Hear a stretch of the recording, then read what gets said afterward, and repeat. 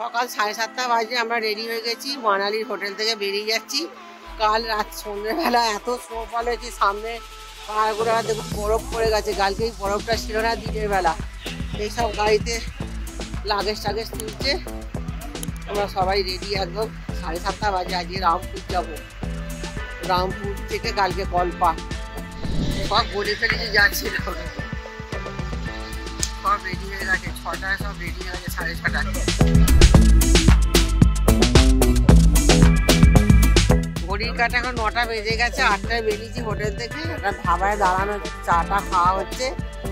এই রোদটা হেভি লাগছে আজকে। কালকে যা বৃষ্টি পেয়েছি আমরা এখানে, রোদটা যার জন্য ভালো লাগছে। সবাই নেমেছে, চাটা খাচ্ছে, পরোটা খাচ্ছে। আমি না কিচ্ছু না, ব্রেকফাস্ট কিচ্ছু করিনি। আমার কাছে যা সুন্দর যাই খাবার ছিল ওটাই নিয়েছি।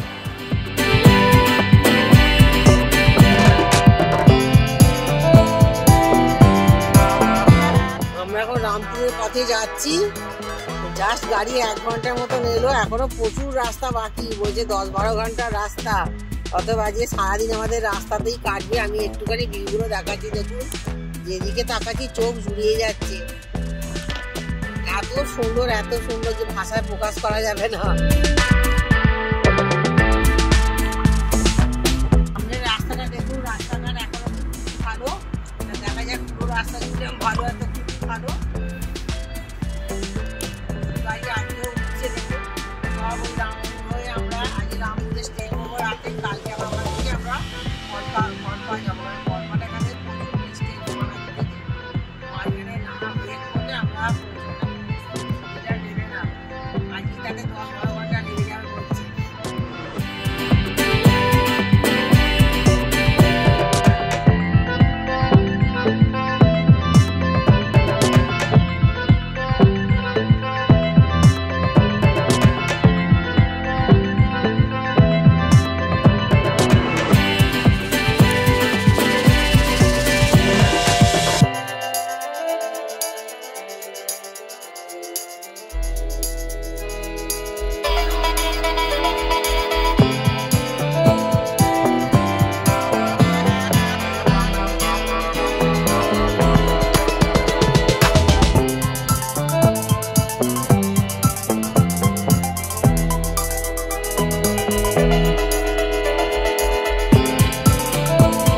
এখন 2টো বাজে। একটু দাঁড়িয়েছে এখানে, কোনো উপায় নেই।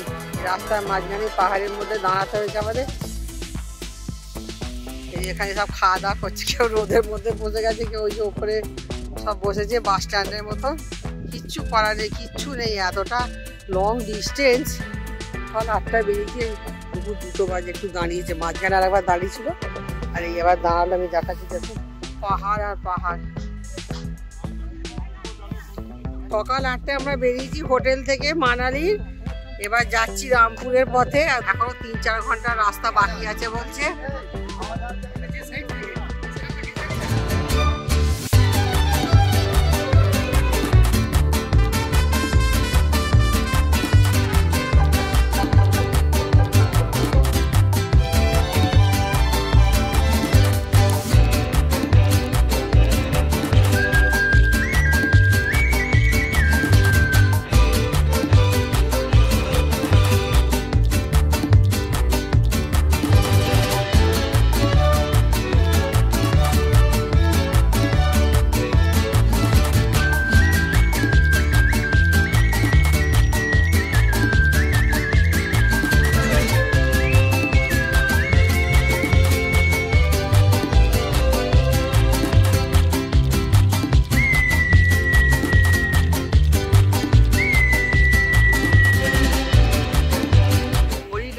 এখন রাত 9টা বাজে। সকাল 8টায় আমরা বেরিয়েছি। এই আমরা রামপুরে এলাম, হোটেলে এসে উঠছি। এখন ঘরে চাবি দিয়েছে, আমরা ঢুকিনি। লাগেজগুলো দিক, তারপর ঢুকবো। আবার এখান থেকে কালকে সকালবেলা বেরোনো হবে। বেরিয়ে আমরা কল্পার পথে যাব। তা আপনারা সঙ্গে থাকুন।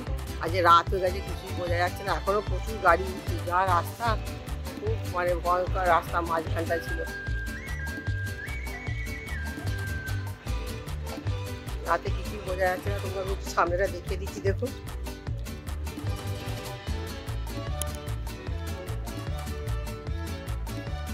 বাবা ওই উপরে আরো উপরে উঠতে হবে কালকে বলছে। সকাল 8টা বেজে রাত্রি 9টা বেজে গেল, এত ঘন্টা লেগে গেল রামপুর আসতে। এবার যাওয়া যাক ভেতরে রুমে যাই।